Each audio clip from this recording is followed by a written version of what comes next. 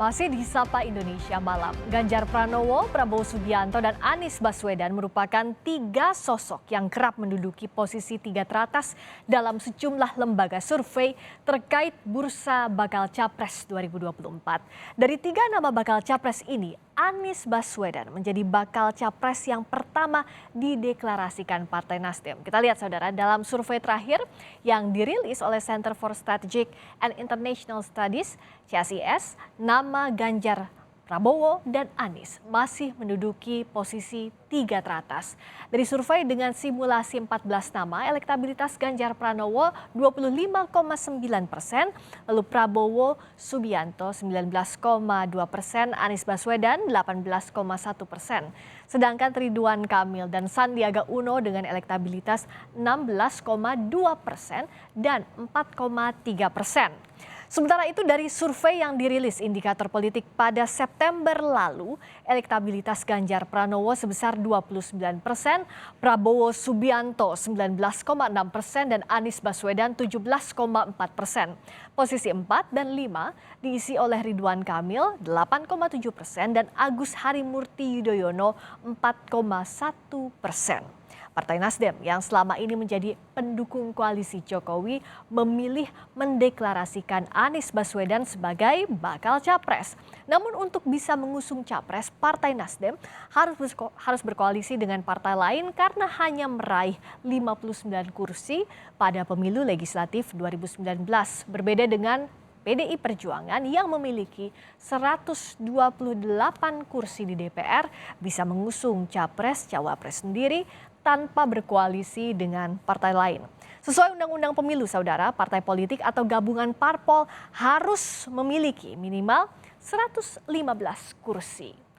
Lalu sepekan setelah Partai Nasdem mendeklarasikan Anies Baswedan sebagai bakal capres, Sekjen PDI Perjuangan melontarkan sindiran yang menyebut warna biru lepas dari Jokowi karena punya capres sendiri. Apakah kedua parpol yang berada di barisan pemerintahan ini akan bersaing di pemilu 2024? Perbincangannya usai tayangan berikut ini.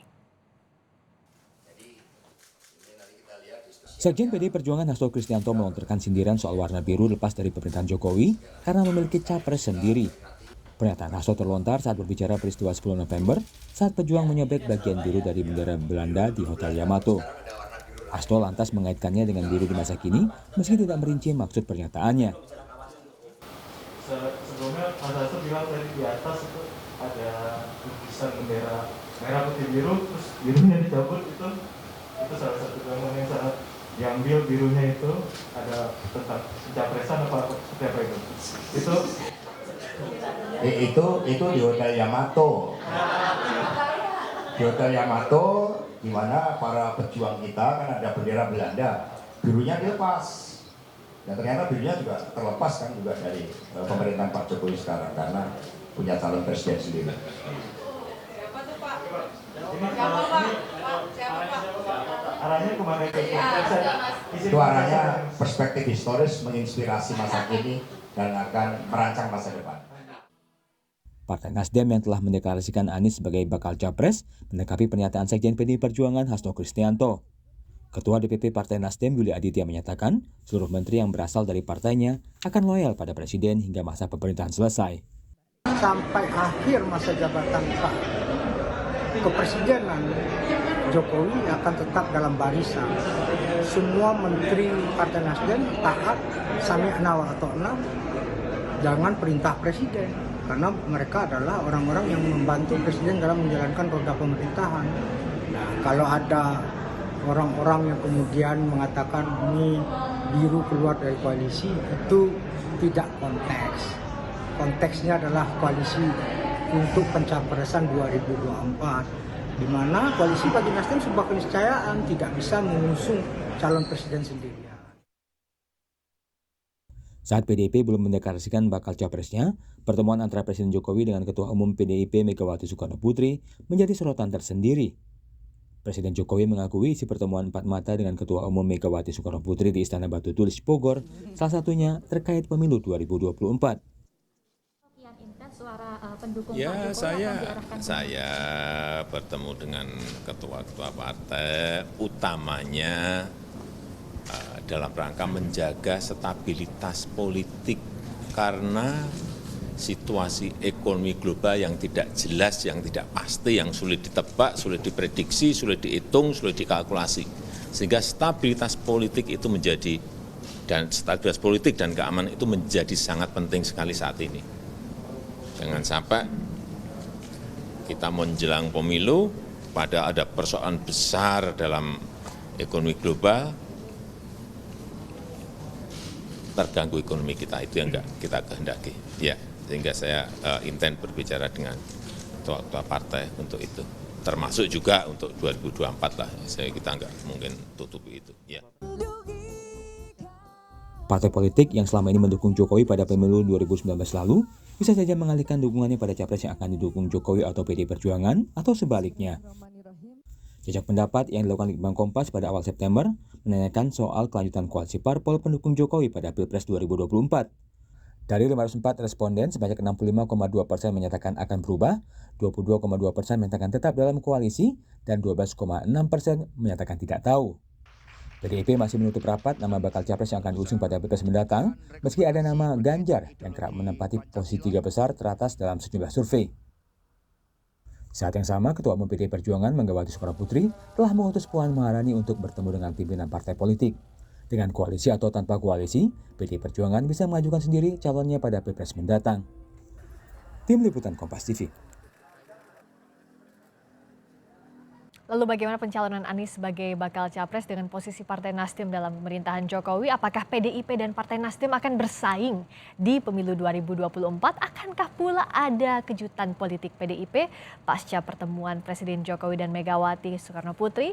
Kita membahasnya bersama Ketua DPP Partai Nasdem Willy Aditya dan juga Ketua DPP PDI Perjuangan Andreas Hugo Parera, dan nanti akan bergabung Direktur Poltreking Indonesia Hanta Yuda. Saya ke Bung Willy, Bung Andreas, selamat malam.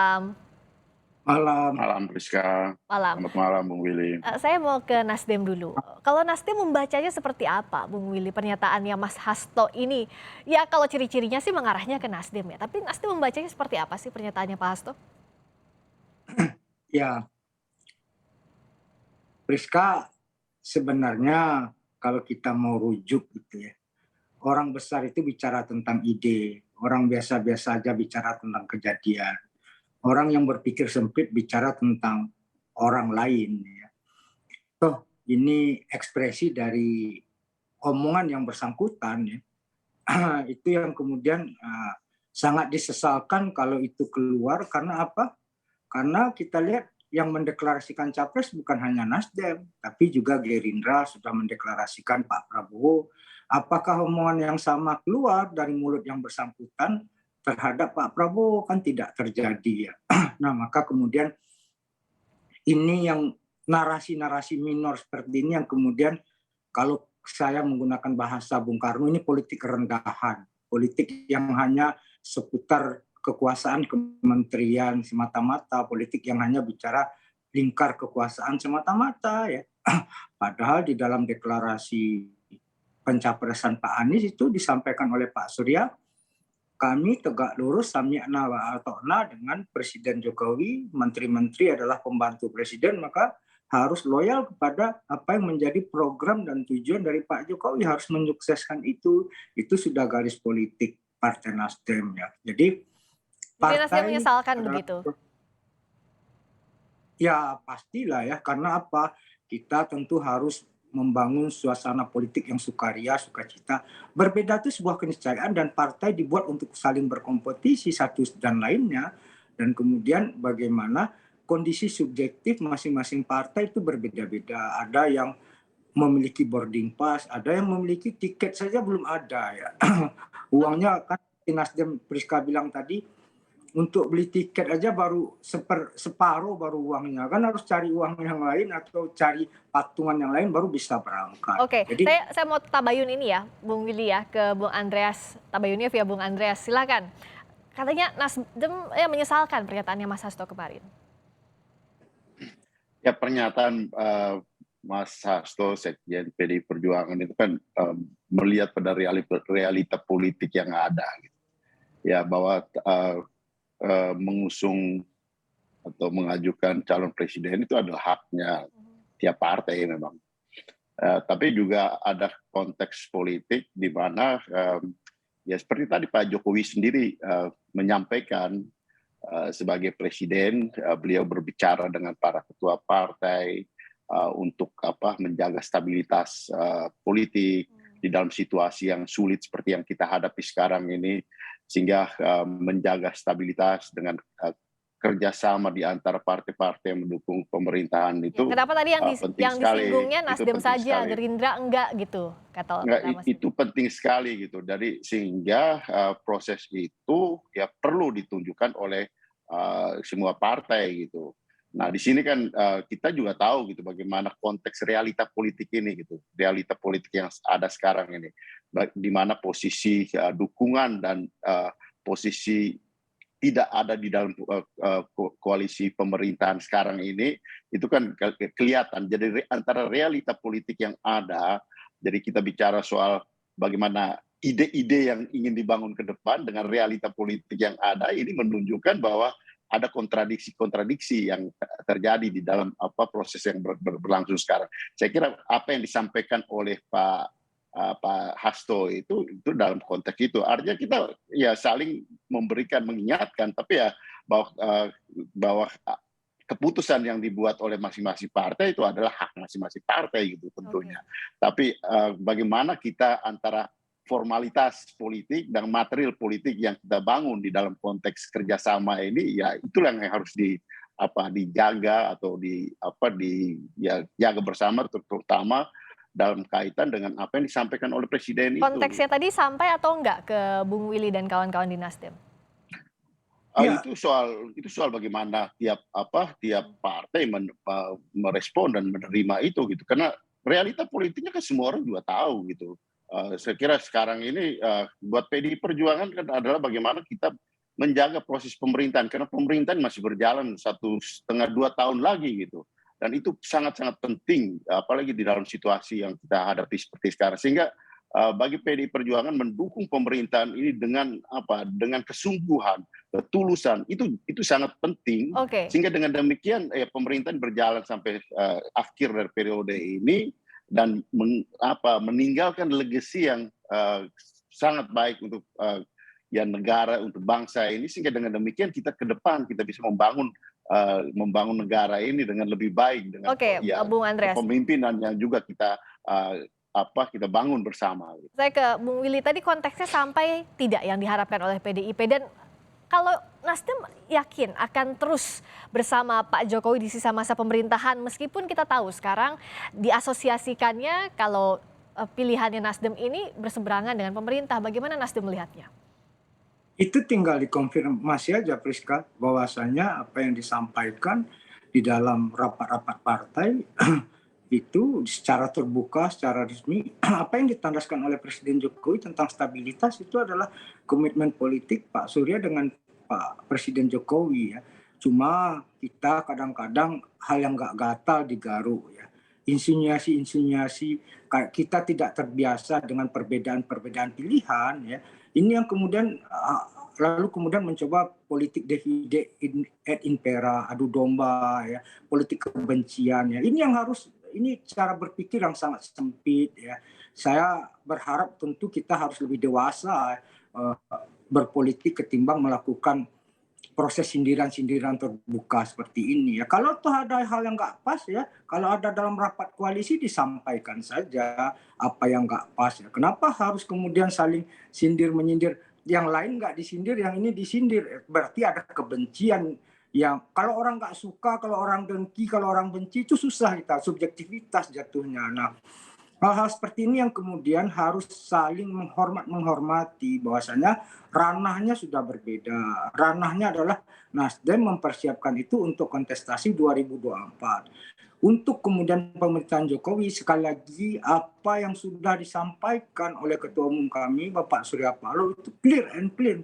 Kami loyal untuk kemudian sampai akhir pemerintahan Presiden Jokowi.